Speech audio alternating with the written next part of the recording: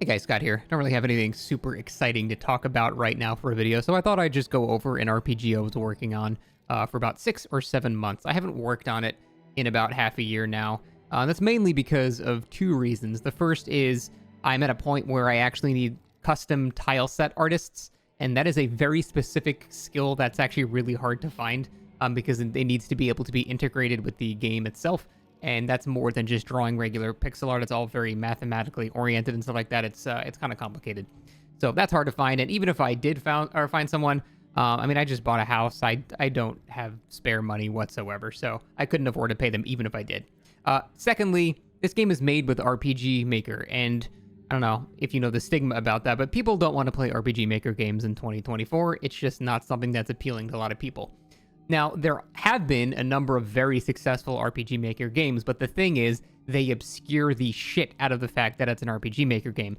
And I've started that process. I've got, custom lighting, custom music, custom art. I've been photoshopping lighting specifically over every single scene and stuff like that. So I'm definitely doing a lot to make it unique. But the one thing I can't do is the battle system. I just have like some shitty plugin right now that kind of has like the initiative order from like, Baldur's Gate or something like that. And well, it's functional.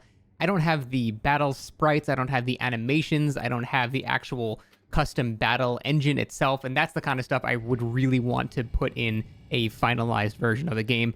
But again, that's hiring more artists. That's hiring programmers. I don't actually understand the coding of this engine super well. I'm mostly just using the UI, the GUI. So it's kind of like ActionScript, which is kind of like JavaScript, which is something that I'm familiar with, but I don't know. I've just never really sat down and tried. So those are the things that I need that I can't get currently, and that's why I haven't touched it in a while. But since you're here watching, and you're still watching for some reason, I thought I would go over what I have so far. And, I have several hours of gameplay, and the entire reason I wanted to make this is I had a dream about the game story. I tweeted about it a long time ago, how incredibly cool the story was in the dream, and then I just decided to make the entire game based on that. So I'm just going to go through a very abridged, I guess, playthrough of what's going on. I'm not really going to do any, like, editing or cutting out, second takes and stuff. I'm just going to talk about what's going on, because, I don't know, I always thought the story was really neat. I know that's stuck on my own dick, but, like, I was pretty proud of the story that we had so far. And I do want to finish this at some point, but, I don't really have the resources to at the moment. But yeah, so the game is called Tears of Stone. The main city that it takes place in is this town called Lacrolapis, which is Latin for Tears of Stone. Wow.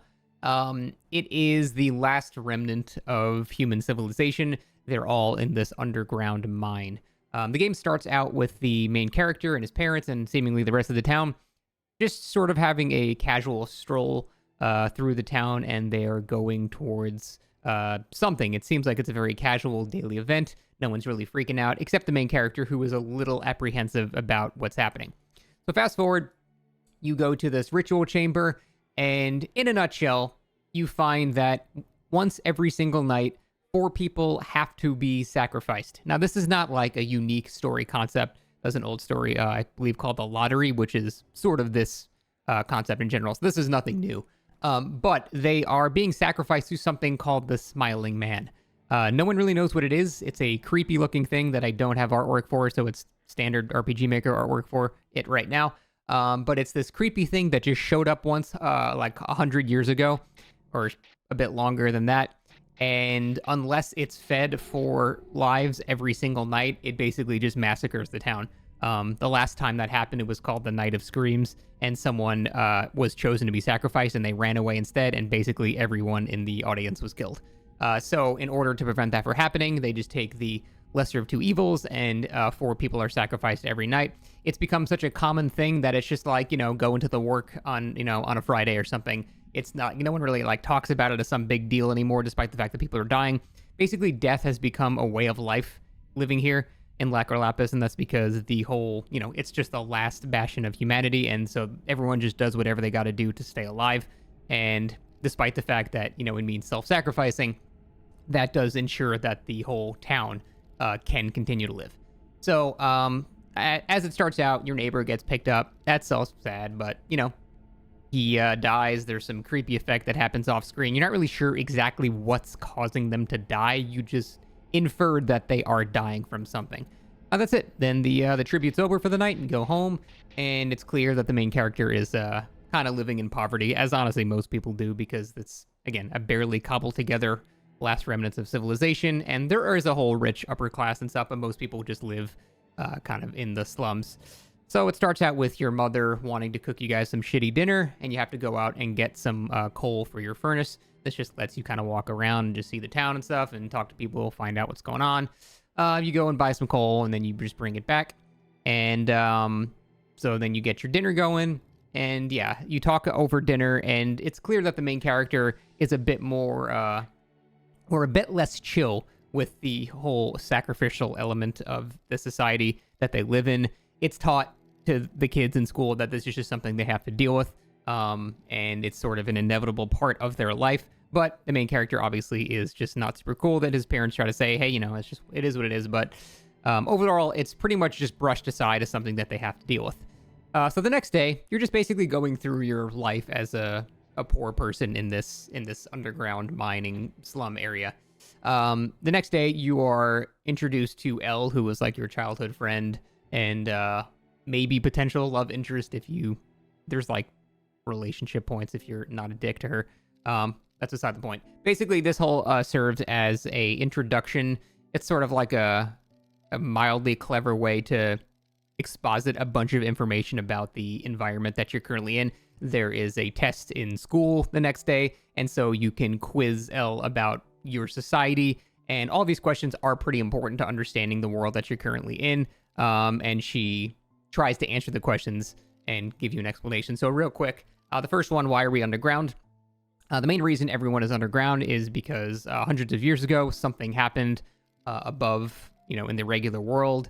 Some type of celestial entity or something, a meteor, something like that. I actually kind of liken it to the, God, what's that stuff called in Outer Wilds? The ghost matter, kind of like that. Something like some caustic, absolutely virulent shit was spread on the surface of the planet, causing everyone to be driven. And basically everybody that was underground were the only people that lived because they weren't exposed to whatever was up there. So something happened, some giant calamity, as most good RPGs have, some grave, calamity befell the world, and there's only a few people left. So that is why everyone's underground. The Tribute of Smiles is the thing that you see at the start of the game. It's where 4 people are sacrificed to keep the smiling man placated, and so that he won't go on essentially a giant killing spree and all that good stuff. The history of our leaders, basically the current government is run by descendants of the original miners that lived in, as the world ended. It's not really much of a democracy. It's just run by a king who is an absolute dick. But it's all descended from the original miners that lived here and somehow made it so humanity was going to be able to survive more. How we sustain life down here talks about how do we sustain life down here? You're underground in a mine. There's only so much you can do. So there's subterranean lakes and stuff like that. There's fish, and that's mostly rich people get to eat that. The poor people usually eat mushrooms, things like that, things that'll grow underground. But there are actually crops. There are crops and vegetables and fruit and stuff like that. And that's because the city above, or not above, like the upper city, has a system of mirrors called, I forget what I called it, something of lights. Basically, there's a giant system of mirrors in the city because there is a tiny sliver of sunlight. There's like a hole at the top of the mining cave that they're in, and some engineers just like basically made up this way to set up a bunch of mirrors that actually delivers sunlight way deep underground. And mostly only rich people get to actually experience that stuff because it is very, very heavily guarded, and it's basically sustaining the life of the entire town. So anytime you have like a vegetable or a fruit or something, it's seen as like a, your high society or something like that. So after doing some studying, just like any kids would do, I think the characters are like 18, 17, 18, something like that. They decide to sneak into the upper city, which was where all the rich people live. In order to get there, they have to sneak through this house that a lot of kids from school know about. They all sneak through. And this gives you like the lantern, and it's some more gameplay elements. You learn for fear of rats. There's some rat battles there to introduce the battle mechanic, all that good stuff. If you actually go to the left here, there's a little side thing. You hear a woman screaming in pain, and it's like sort of like a ghost type of, aura about it. But then when you actually go up further, it's establishing that this town, despite being, grim, it's basically just two kids hooking up from school. And this is like a haunted house that people like doing that. So it's trying to introduce some levity in the world where it's, mostly grim, but it's still kids being kids. And, you generally have a good time there. So then you finally do make it to the upper city. And this is Elle's favorite spot here. She takes you to like this subterranean lake where there's actually a tiny bit of sunlight. And it's seen as one of the nicest places in Lacra Lapis. And she goes on about how it's really just not fair that only the rich people get to have this stuff. And then, everyone else, the vast majority of the population, never gets to really interact with any of these things. And so you learn also that her home life is pretty bad, too. Her dad was injured because basically every male works in the mines. That's the standard poor job, as, makes sense. And she hints that her mom has had to do, like, unsavory things to keep them afloat. I've never really, specified what that is, but, there's obviously a lot of unfortunate things that people have to do in those scenarios. So, then she decides, let's just kind of lay down here. I'm, stressed out, and you kind of just hang out with her for a little while, take a nap in this beautiful area that you snuck into. But then you wake up, and it is somehow nighttime. You somehow slept throughout the entire day. And if every citizen is not at the Tribute of Smiles, then the Smiling Man goes on a killing spree. So the fact that you were not there is extremely bad because every citizen has to be there. Even the sick, the dying, they're wheeled out of hospitals and stuff like that. Everyone has to be there. So eventually you run back to the tribute room and you get there just in time before the actual thing starts. Both of your parents are absolutely furious at you. Elle's parents are furious. But the whole tribute goes on as standard, except this time Elle is chosen. And you have the option here to try to save her or just let it happen, depending on what you do. Well, it doesn't really matter. It's the same outcome regardless, but you still interfere with the Tribute of Smiles, which causes the Smiling Man to reference some protocol failure, kind of hinting at there's something more robotic about it than living. And then he just absolutely just kills the absolute shit out of both of you. But, oh my god, XD bait. It was just a dream. You guys are only napping for like 30 minutes. It's just trying to show you that the Smiling Man is an absolutely enigmatic threat that will absolutely kill everybody if not placated. So it just tries to instill a bit more fear about that. So you tell her about the dream. You can get some more points if you defended during the dream, yada, yada, yada. That's it. Then you spend the rest of the day going back home and taking food to your dad who's in the mines. This introduces you to how most of the male workforce is, working in the mines, stuff like that. Just trying to set up the world that you're currently living in. So you take it back, more just little time filler, side quest, stuff like that. As you are walking back from the mines, though, the first strange thing actually happens. Something falls down from the sky. There is no sky, though. It's just, blackness up there. But something falls down, and it's some type of strange man-made thing. You have no idea what it is. So you go back home, you show it to your mom. She's like, I have no idea what that is. So the only people that are smart enough to know about that live in the upper city in science labs and stuff like that. But she thinks you have no way to actually get in the upper city, except you do because Elle previously showed you how to sneak into there. So you sneak back in, and you can really do whatever you want here. There's a bunch of stuff to visit, but if you're following the main story, you can go to the science lab and show it to the head scientist there, whose name is Kathy. And after studying it for a while, she basically goes over the fact that it's a medical syringe. People don't use syringes anymore in Lacra Lapis because one of the main things about the society is that over time they started developing slight magical powers. One of the things they call psychosynesthesia is basically you can hear people's thoughts and things like that. So it's like synesthesia, but there's a psychic component to it as well. So all these citizens of Lacra Lapis have some latent magical ability. Obviously, some are way stronger than others. But because of all this, sickness and stuff like that is not really treated with medicine and science anymore. It's sort of treated with pseudo magic and actual magic. Healers right now are called photomancers, and they basically just use the healing properties of warmth and light to actually try to heal people. But even then, this is something that's mostly only afforded to the sick. That being said, the Smiling Man doesn't want people to die if he's not the one sacrificing him, so there's still some vested interest in keeping even poor people alive. And so even poor people do get to go to the nice hospitals if they are, really, really sick or something like that. But Seeing how there's no use for a syringe in the society, she's like, this is just a fossil. That's cool, whatever. Just, I guess you can keep it since you found it, but it doesn't really have any use. So you can go home with a syringe, which is still weird. I don't know why a scientist lets you go home with a syringe, but hey, it's an RPG, shut up. And that's mostly it for the day. But when you go back home, you realize your dad's still not home from the mines yet.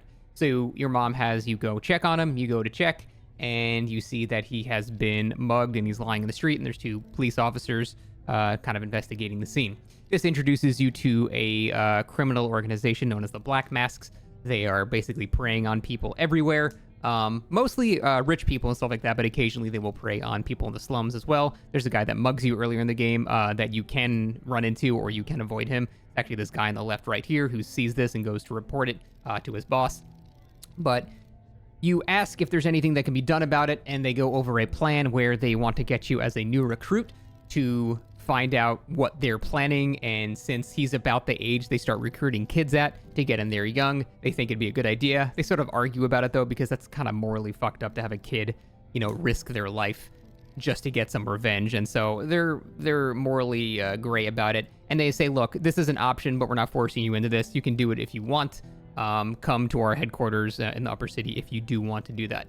Now, seeing how this is a video game and something has to happen, obviously you're going to go do that. Otherwise, you just can keep living your life and nothing exciting happens and you're bored in the game. So eventually you do go up into the upper city, and you can do a couple of things here. One of the first things you can do is check on your dad.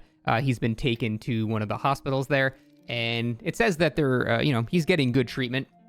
But there's not much to really do right now. They don't want you actually checking into him. So you can go to the police officers now, or you can go back home and try to sleep. Either way, whenever you go back towards your home, Elle hears about what happens, and she says she wants to be more involved about what's going on because her dad has had really bad interactions with these criminals, and her mom has had also even worse interactions that she doesn't really want to go over. So there's vested interest from her as well to try to get revenge, and she kind of forces herself to be included in the whole scenario. So then you go back to another tribute, and, there's a tribute every night. It's not really a big deal. So the tribute ends the night, and then you wake up the next morning. Now you can go and talk to the police officers to actually start the plan, or you can go check on your dad again. Either way, Elle forces herself to come along, so she's basically a permanent party member now. And so when you actually go to the Stone Guard, which is the police station, they go over this whole plan where they're going to give you some fake jewelry, basically, and you're going to take it to the criminal leader and say you stole this off of someone in the high rise, which is the name of the upper city. And, you're going to try to get into their organization based on that merit. So that's the whole plan. Whether or not it's going to work is roughly unclear, but that is the plan, to try to get revenge for your dad and get more information. So there's a couple of things you can do. You do have to sneak in here. It's like an actual whole sneaking mission part, but you do have to sneak in. Well, you don't have to sneak in. You can fight your way in too, but the guy is less impressed if you just beat your way in. So you do eventually meet the leader, who goes over the fact that your story makes no sense, because these guys, they're more like the Robin Hood type. They don't beat up their own people. They don't rob their own people. They steal from the rich people. They don't, try to mug people that are living in the slums, because they kind of have like a family element to it. They know that we're all in this together. We're all getting stepped on by the man, etc. All that good stuff. So you can actually learn from him that he has his own theory that the government is trying to create a scapegoat. And you don't really know why they're trying to do this, but they're trying to blame certain crimes on this group of criminals, even though they're really not messing with them at all.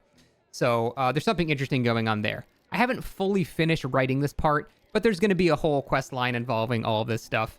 But it'll eventually end with you learning that the government is obviously corrupt. There's a man named Elder Nixus, who is the most powerful psychosynesthesiast in the entire city. That is basically, he's effectively in charge. He's not the king, but he's the right-hand man of the king, and it's theorized that he's the one making up these scapegoats and stuff like that, but you're not really sure why. Then you go for another visit to Dad. They say he'll be recovering soon. That's great. But, you spend the rest of the day doing whatever, go to bed one more time, and then you are going to go to your tribute for the night, and your dad is wheeled there. Your mom says she'll meet you there as well, and so you finally make it to your tribute. Everyone's going down there. But interestingly enough, the last time you're walking to this tribute, something just falls out of the sky again, seeing how it fell in a similar way as the last time you're drawn to it.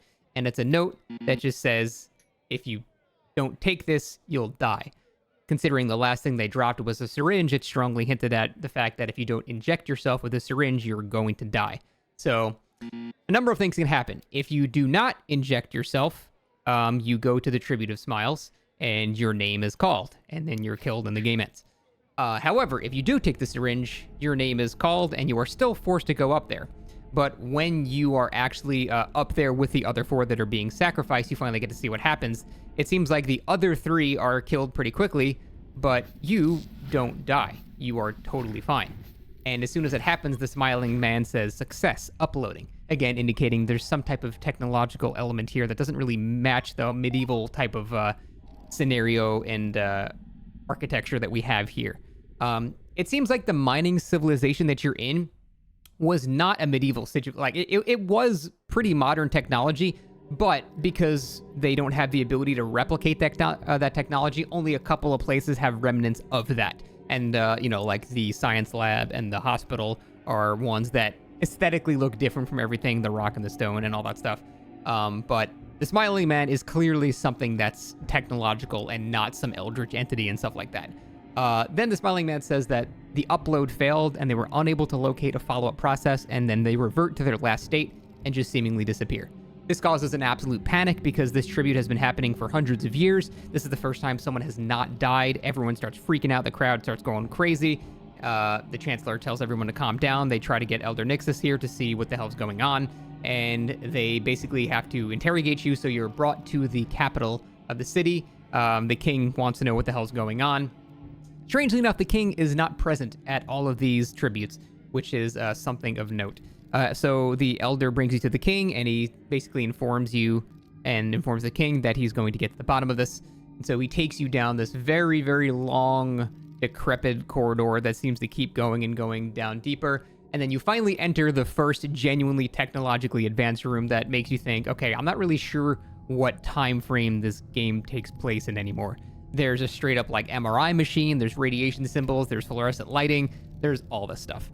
So Elder Nixus decides to essentially scan you to see if you're considered a member or a civilian of the city, and he cannot find any identifying marker on you anymore. Every civilian when they're born has an identifying marker, a number that they're called by when the Smiling Man calls a number, but you no longer have a number. You're basically just nothing. You don't exist according to the Smiling Man.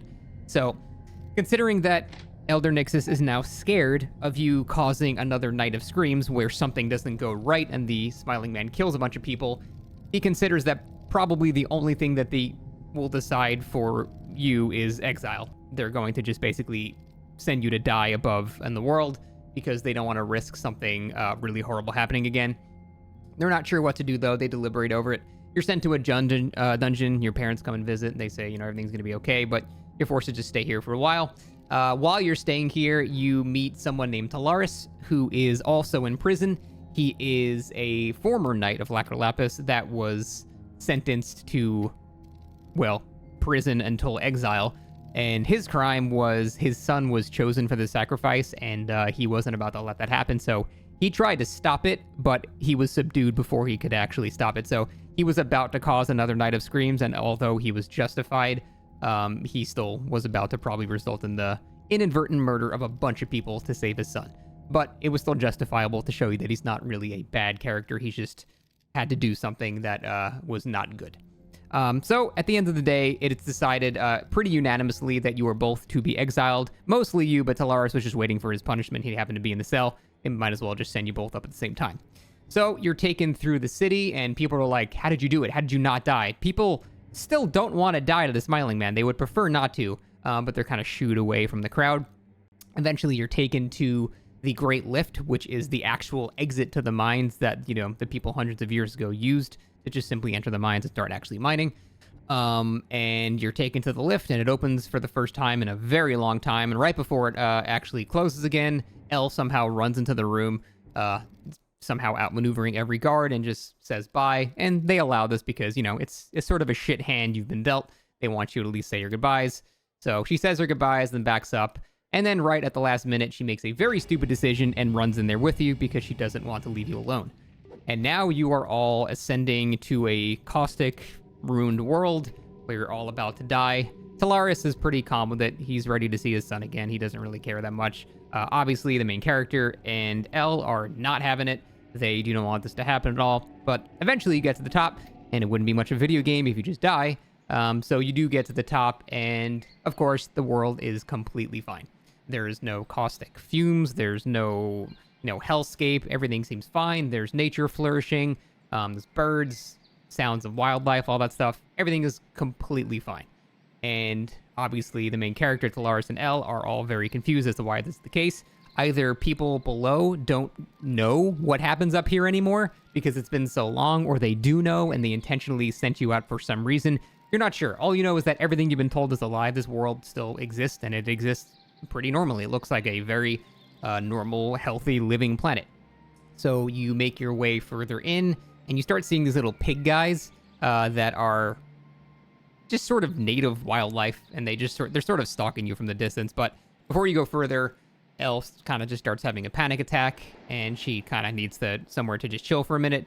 You go to this nice archipelago type thing, and she sees the sun for the first time, and she's like, oh wow, this is incredible.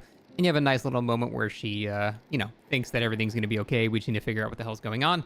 And she just needed, a quick pep talk. So you come back down, and more of these little pigmen show up, and they're pretty hostile. So you have to fight some of them with the jank combat system I haven't finished or even really started yet. And you keep moving through. You see little log cabins, just signs of basic life. Nothing too crazy. Nothing that would be weird other than wood, because wood is really rare in the mines.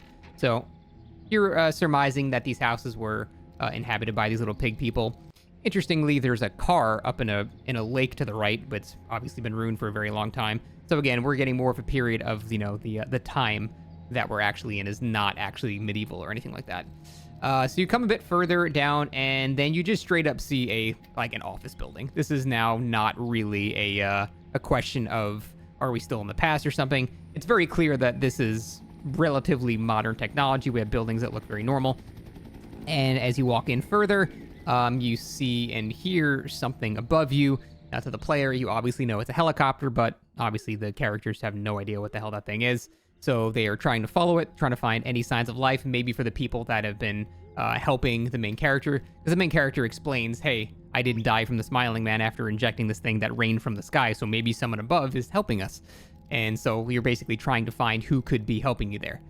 So eventually you find this log cabin in the woods, and you find this lady in there who kind of talks like Talaris. She's kind of talking like she's in medieval times. But as soon as you mention Lacquer Lapis, she pulls out a fucking gun, and it's like, okay, who are you people? I've been monitoring, that city for a while. Who the hell are you? Obviously, you're not from there. But eventually you convince her that, no, you absolutely are from there. And you come to realize that she's the one that's been trying to help this entire time. She's the one that dropped the syringe. She's been actually keeping track of everybody. You don't know what for. You just know that that's what she's been doing. But no sooner that you start the conversation does the helicopter land outside, and it seems like they are hunting either you or her or somebody. So she tells you to go to her underground bunker, where you go and see a whole bunch more technology, computers, all this stuff. And eventually you hear upstairs some footsteps, some gunfire, and then complete silence, indicating that that woman was probably absolutely destroyed.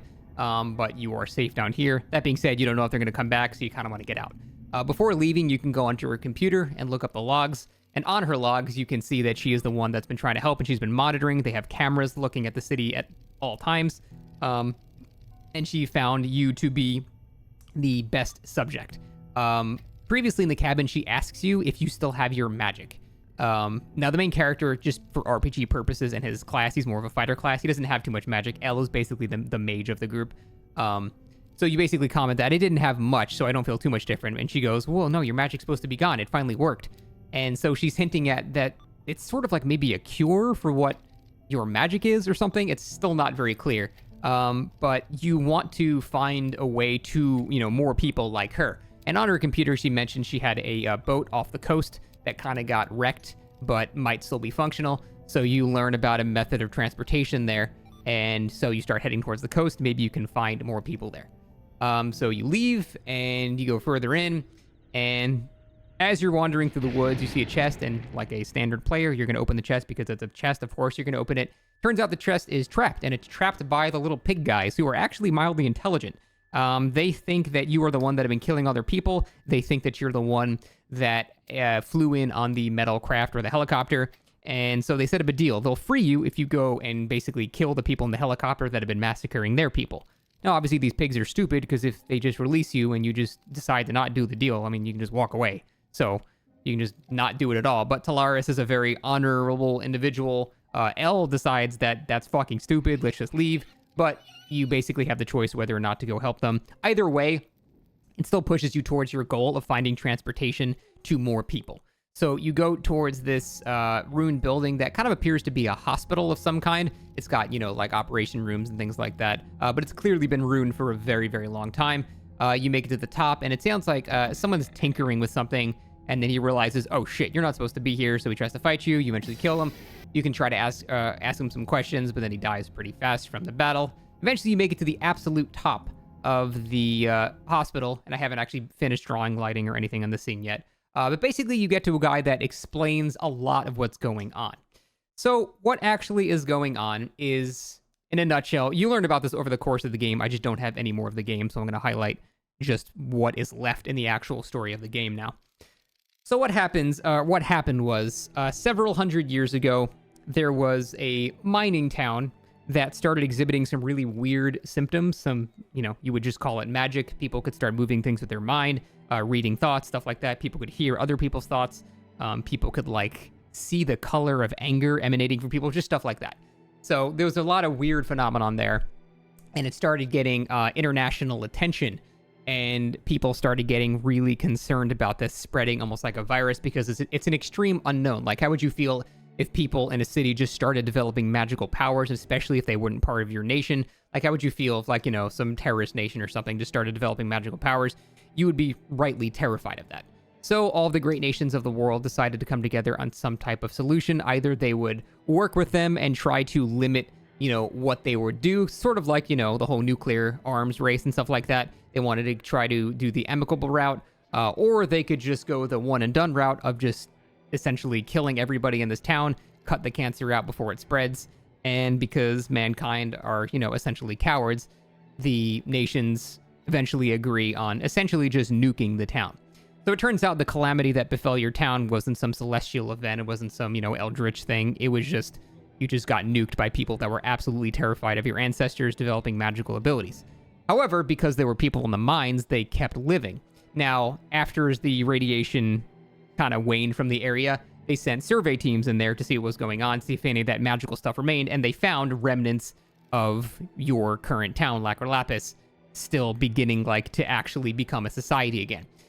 So this created a whole bunch of debate from the world, and honestly, civil war just started breaking out. People were already absolutely appalled at the genocide that was orchestrated by the world. And people were talking about, are they actually going to smoke out these rats in their hole? Are they about to genocide these people again? And civil war was about to erupt because there were obviously people on the side of peace that didn't want you to keep killing these poor people that developed powers against their will. So eventually there were some treaties signed, and they decided to agree to a pretty morally gray agreement, but it's the best that they could have. So basically there were two corporations. The first one designed this android, and their whole goal was to keep the population controlled. They weren't going to genocide them, but they were going to limit it because they didn't want an army of magical people overtaking the world. They were still absolutely terrified, and there was propaganda, and they would make, they were making it so everyone else in the world was terrified too. But they also didn't want to kill them again. So they worked with another corporation who had a different mindset.